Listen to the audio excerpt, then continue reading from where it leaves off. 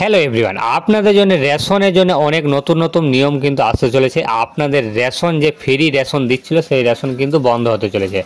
তো এই free ration কবে থেকে বন্ধ হবে এবং এই রেশনের মধ্যে কি কি বন্ধ হতে চলেছে এবং আরও যে নতুন নতুন নিয়ম আসতে চলেছে সেই নতুন নিয়মগুলি কি কি এবং কবে থেকে আসবে বা কবে থেকে চালু হতে চলেছে, সম্পূর্ণ এই ভিডিওটি দেখুন। দেখলেই বুঝতে পারবেন আপনাদের রেশন ফ্রি রেশন বন্ধ হতে চলেছে কি চলেনি বা কবে বন্ধ হবে। পুরো সম্পূর্ণ এই ভিডিওটি দেখলেই বুঝতে পারবেন। প্রতিনিয়ত এই ধরনের ভিডিও পাওয়ার জন্য আমাদের চ্যানেলটিকে অবশ্যই সাবস্ক্রাইব করে রাখুন, পাশে থাকা বেল আইকনটি ক্লিক করে রাখুন যাতে করে এই ধরনের ভিডিও সবার প্রথম দেখতে। তো চলুন মেন ভিডিওতে যাওয়া যাক। বন্ধ হতে চলেছে বিনামূল্যে রেশন ও মধ্যবিত্ত দরিদ্রদের জন্য বড় ধাক্কা। দরিদ্র এবং মধ্যবিত্ত মানুষের খাদ্য সুরক্ষা নিশ্চিত করতে বিনামূল্যে রেশন প্রদান করা সবথেকে গুরুত্বপূর্ণ একটি পদক্ষেপ। বিশেষ করে করোনা মহামারীর সময় থেকে শুরু হওয়া এই প্রকল্পটি 80 কোটি বেশির মানুষকে উপকার করেছে।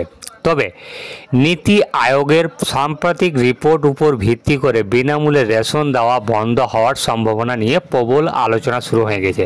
তাহলে বুঝতে পেরেছেন, সরকারের তরফ থেকে 4টি নতুন রেশন কার্ডের কিন্তু এখানে নতুন নিয়ম কিন্তু প্রস্তাব রাখা হয়েছে। তো এই নতুন নিয়মের মধ্যে কোনটি আপনাদের সুবিধা মনে হচ্ছে সেইটা কিন্তু আমাদের কমেন্ট বক্সে জানাতে ভুলবেন না। এবং এই যে 4টি নতুন নিয়ম চালু হতে চলেছে বা প্রস্তাব রাখা হয়েছে, সেই প্রস্তাবে কি কি রাখা হয়েছে সেটি কিন্তু সম্পূর্ণ এই ভিডিওতে আলোচনা করতে চলেছি। দেখুন আপনাদের কোনটি সুবিধা মনে হবে।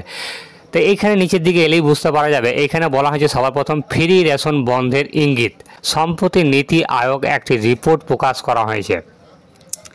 সেখানে উল্লেখ করা হয়েছে যে নরেন্দ্র মোদী সরকারের আমলে 24,82 লক্ষ মানুষ দরিদ্র সীমা থেকে উঠে এসেছেন। এই তথ্যকে কেন্দ্র করেই বিনামূল্যে রেশন প্রকল্প বন্ধ করার সম্ভাবনা দেখা যাচ্ছে।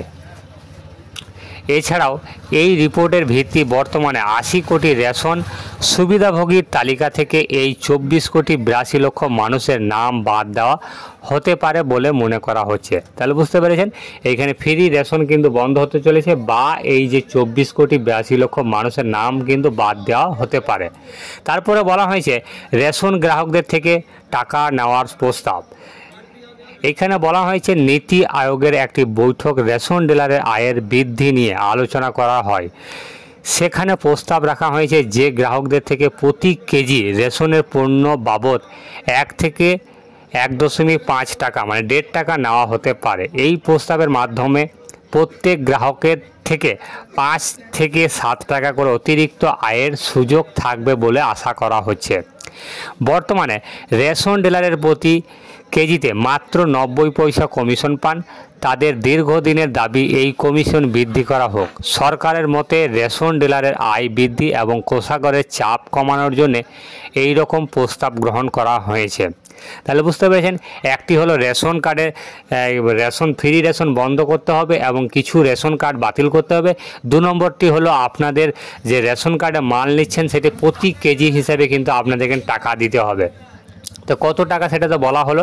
তারপর 3 নম্বর যে অপশনটি রয়েছে ফ্রি রেশন চালু রাখার উদ্যোগ। অনেকেই বলতে চাই যে ফ্রি রেশন চালু থাক। প্রধানমন্ত্রী নরেন্দ্র মোদী ঘোষণা করেছিলেন যে 1 জানুয়ারি 2024 থেকে আগামী 5 বছর পর্যন্ত সম্পূর্ণ বিনামূল্যে রেশন দেওয়া হবে। কিন্তু এই প্রকল্পে কেন্দ্রকে প্রতি বছর 11,80,000 কোটি টাকা ব্যয় করতে হয়, যা দেশের অর্থনীতির উপর ব্যাপক চাপ সৃষ্টি করছে। এই পরিস্থিতিতে ফ্রি রেশন প্রকল্প চালিয়ে যাওয়ার বড় চ্যালেঞ্জ হয়ে দাঁড়িয়েছে। তাহলে বুঝতে পেরেছেন ফ্রি রেশন কেন বন্ধ হতে চলেছে এবং অনেকের মনে প্রশ্ন জাগতেই পারে ফ্রি রেশন কেন দিচ্ছে না। তারপর 4 নম্বর যে অপশনটি রয়েছে সাধারণ মানুষের উপর প্রভাব। কি কি প্রভাব পড়তে চলেছে সাধারণ মানুষের উপর যদি রেশন বন্ধ হতে চলেছে। এখানে বলা হয়েছে বিনামূল্যে রেশন দেওয়া বন্ধ হলে একটি সরকারি দেশের দরিদ্র এবং মধ্যবিত্ত শ্রেণীর মানুষের উপর চাপ বাড়বে। খাদ্যের জন্য নির্ভরশীল অনেকেই পরিবারকে অর্থ ব্যয় করে রেশন গ্রাহক করতে হবে। এর ফলে তাদের জীবনযাত্রা ব্যয় আরও বাড়বে। বিনামূল্যে রেশন প্রকল্পের ভবিষ্যৎ নিয়ে জল্পনা ক্রমশই বাড়ছে। রেশন ডিলারদের আয় বৃদ্ধি এবং কোষাগারের চাপ কমাতে সরকারের এই রকম প্রস্তাবিত হলে দেশের বড় অংশের মানুষের উপর তা সরাসরি প্রভাব পড়বে। যদিও সরকার এখানে কোনো রকম চূড়ান্ত সিদ্ধান্ত নেয়নি এই বিষয়ে, তবে রেশন গ্রাহকদের এই পরিবর্তনের জন্য প্রস্তাব থাকতে হবে। তাহলে বুঝতে পেরেছেন এইখানে যে 4টি প্রস্তাব রাখা হয়েছে, আপনাদের মধ্যে কোনটি আপনাদের মনে হচ্ছে সুবিধাজনক এবং সরকারের চাপ থাকবে না, এবং সরকারের কোনটি মনে হচ্ছে সরকারিভাবে যে এই বিলটি পাস করলে সাধারণ মানুষের উপর ক্ষতি কম হবে, সেটি কিন্তু পাস করতে চলেছে। এই 4টি নিয়মের মধ্যে কিন্তু বা 4টি প্রস্তাব যে রাখা হয়েছে, সেই 4টি প্রস্তাবের মধ্যে যে কোনো একটি বিল কিন্তু পাস হতে চলেছে। তাই আপনাদের কোনটি সুবিধা হবে সেটি কিন্তু আপনারা কমেন্ট করে জানান, এবং আমাদের এই ভিডিওটি এই পর্যন্ত। যদি ভালো লেগে থাকে অবশ্যই ভিডিওটিকে লাইক করে দেবেন এবং বন্ধু বান্ধবদের সাথে শেয়ার করে দিন, যাতে করে এই ভিডিওটি দেখে অনেকেই উপকৃত হয়। এবং আপনারা যদি আমাদের চ্যানেলে যদি প্রথম দর্শক হয়ে থাকেন তাহলে অবশ্যই ভিডিওটিকে লাইক করবেন এবং আমাদের চ্যানেলটিকে সাবস্ক্রাইব করে রাখবেন। পাশে থাকার জন্য বেল আইকনটি ক্লিক অন করে রাখুন, যাতে করে এই ধরনের ভিডিও সবার প্রথম দেখতে